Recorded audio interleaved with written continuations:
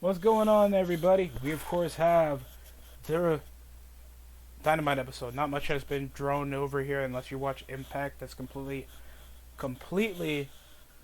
normal. Everybody doesn't watch Impact. We, of course, are going to talk about one of the saving graces currently of WWE, and that's Friday Night Smackdown. They at least have a.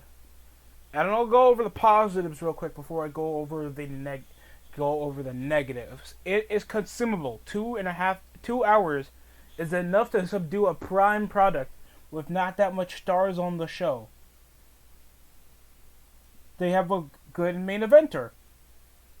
Roman Reigns has an understandable gimmick over using his Anoa'i family heritage and making him the leader of it, giving him this huge complex gimmick and literally dominating most of the show. Literally makes him one of the most disgraceable, heelish, and one of the best characters we've seen over recent memory. Sonya Deville makes a decent authority figure. There's more storylines than on Raw. Currently they have an average more viewership because of the more considerable number on a more popular channel, and I think have a better writing staff.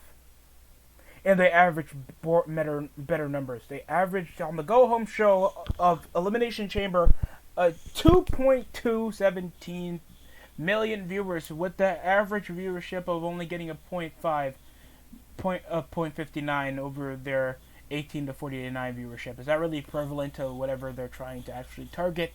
Not really, because we know that WWE is always trying to get to the younger demographic.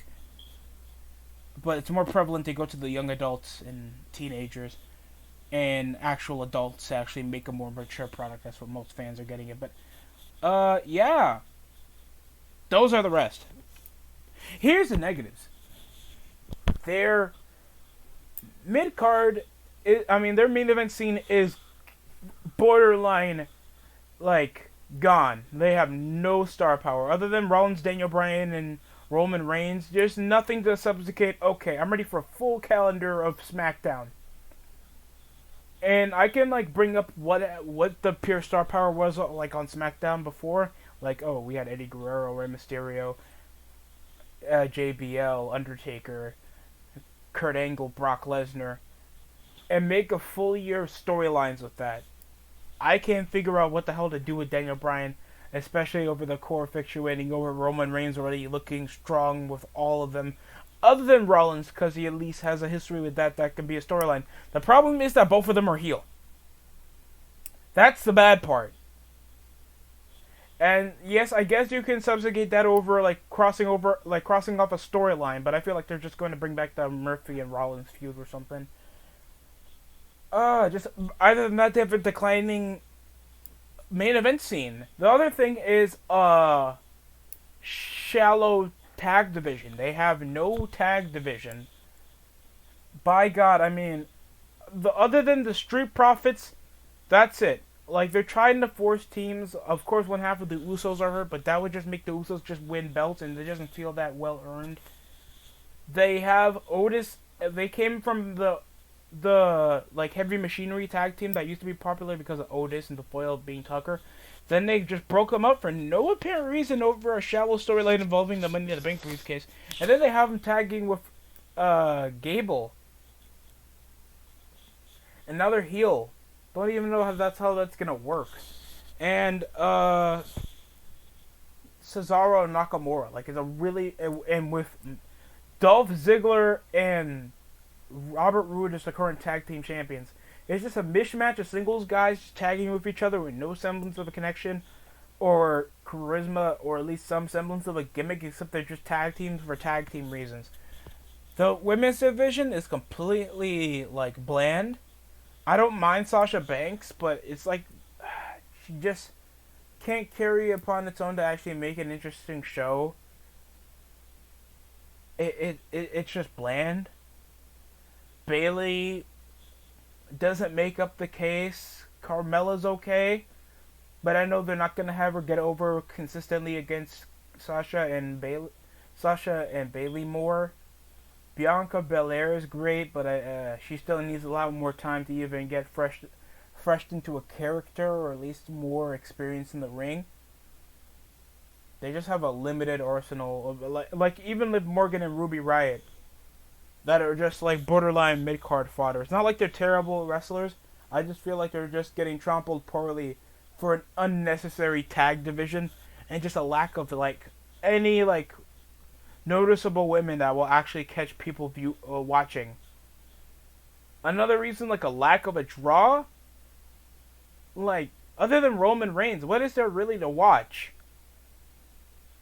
I mean, yeah, people have been waiting for over half a decade for Roman Reigns to turn heel. Finally happened. What else? I mean, yes, there's gonna be a reason when you get Edge that's feuding with him now, but you need something else. Like, what's gonna be the most noticeable characters? I mean, Rey Mysterio and Dominic, they're not quoting around to do a story around the whole Dominic Mysterio thing.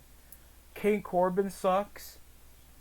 Everybody's seen what Dolph Ziggler can do. They got no over-the-top characters, or at least gimmicks that can actually fluctuate people watching consistently, especially if they're averaging subpar numbers that fluctuate up and down, or at least below average.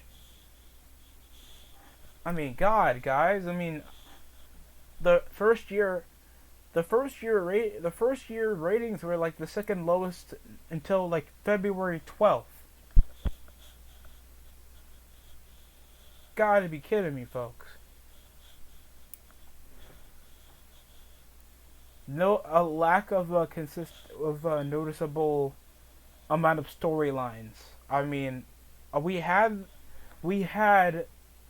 oh God, we had that storyline involving Murphy and Aaliyah. That completely flagged out after I guess Aaliyah just popped that she has a man, and then they just flagged it out as well when Rollins was shown to take care of his daughter. Whatever the hell they were doing with Bianca Belair and Bayley that went nowhere. It's just a lack of storytelling. And storytelling does matter. You can make the match as good as you can. And I'm not saying that most of the guys on the start, like Kevin Owens, Roman Reigns, Seth Rollins, Murphy, Bianca Belair, Bayley, Sasha Banks, Daniel Bryan, these guys can make and the Street Profits, they can make good matches without a rhyme or reason why I'm watching them on a weekly basis or why they're wrestling each other at the same week every time. The format is just going to look more repetitive, and more people are just not going to be interested to watch. That's why we have a declining 18 to 40 viewership decline, especially when we came off a .67 from the 15th of January. We're just fluctuating nearly to 60 over the last 2 weeks. I'm just saying, guys, it's really apparent that we really do need to be more abided what we're targeting here. And WWE doesn't even know. Do they want to be a family-friendly show? Do they want to be like a good wrestling show with some adult themes and with cool storytelling? Or something involving something mature, but they just don't know yet? And this is revolving around like both Raw and SmackDown. The lack of prestige in a world championship, like I've been already talked about this in a podcast once. You need to return the world heavyweight title. Nobody's gonna know. That's just gonna look like whenever somebody's switching on channels or looking on YouTube, they're saying, "Hey, what's that dumb blue belt? Isn't that just a WWE championship with a blue strap?" It's not gonna look that interesting. It's gonna shut off fans. Kids win something. If you're gonna wear hardware and you're the top guy in the show, they want you wearing something cool. Whenever it's 2021, you watch a Gundam show, nobody wants to just see the same color scheme of just G1 Gundam. They want to look at something different and what looks interesting and actually makes you look important. The World Heavyweight title makes you look important. The Universal title looks good because it's on Roman. Over the last couple years, we've been just having retired part-timers hold the belt. It looks dumb, watered down. We had mid-card midgets hold on to the world title. It looks less prestigious. Even how many times Lesnar and Goldberg hold it. and it just doesn't sound like an interesting belt to hold. Like, okay, if I say world's heavyweight title, okay, that feels important. If I say Universal Championship, it's like, oh wow, is this from the video game? Oh, is this from Camp WWE episode or some crap like that? That's what it sounds like. It doesn't feel like something important. You can call it the multiversal title. Even like a comic book won't do that.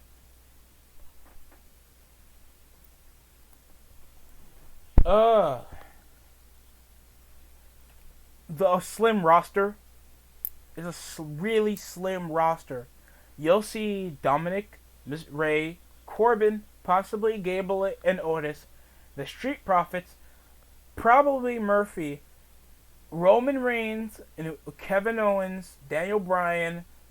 It's just the same format. We have like a really bad light load of roster members, making the show don't feel that new or not anything overarching because of our slim roster. And I've been complaining about why don't we end the brand split. You guys say, oh, but it pushes the other guys. Okay, but we still need to make a new show. How is doing this while having a slim roster over what happened last year going to actually conquer new viewership, or at least give something more organic to the show to make it feel different week by week? You need to make, even though how old SmackDown is, you need to make sure every show feels different than the last. That's what I'm not feeling sometimes. And SmackDown been getting stale over the last few weeks. Sure, like last October, SmackDown was the best thing to watch on television.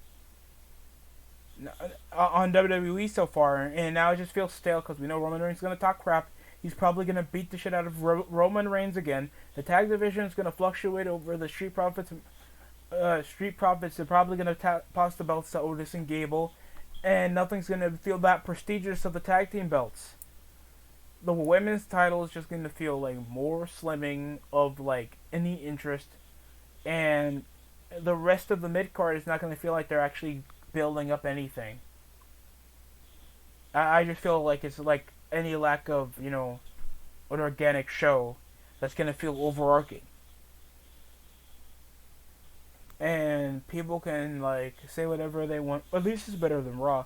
Yeah, but SmackDown, I said that SmackDown was good. I never said it was great. But it is better than Raw. I won't disagree with that. Is 2016 SmackDown better than this? No. I'd rather watch 2021 SmackDown than 2016 Raw. SmackDown, in my opinion. At least Roman Reigns looks like a star next to when AJ Styles was a literal afterthought to frickin' Miz's title reign as IC champion. But that's just my opinion. Don't know how you guys feel, nor I care. Other than that, that's practically all I have over my problems with the current state of Fox on SmackDown. We already know that's going to be gone come probably in a few months after the deal with Fox has been completed, and it's possible chances to be aired over on Peacock streaming, over the decline of television, or on an earlier date on CBS. Other than that, I feel it's already short-lived.